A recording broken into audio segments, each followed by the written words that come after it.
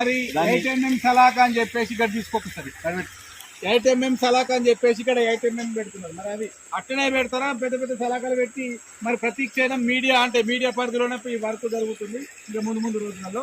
మరి అటువంటి సలాకాని నడిపిస్తారా, ఇంకా బలమైన సలాకా పెడతారా?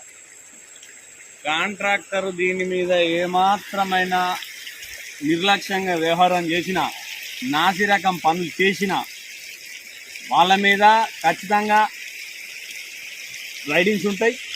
దానికి ఇంజనీర్స్ ఉంటారు, దాని మీద ఎవరైతే ఉండాలనో వాళ్ళు ఉంటారు, నాయకులు అధికారులు దాన్ని వెంటనే అప్రమత్తంగా ఉన్నారు.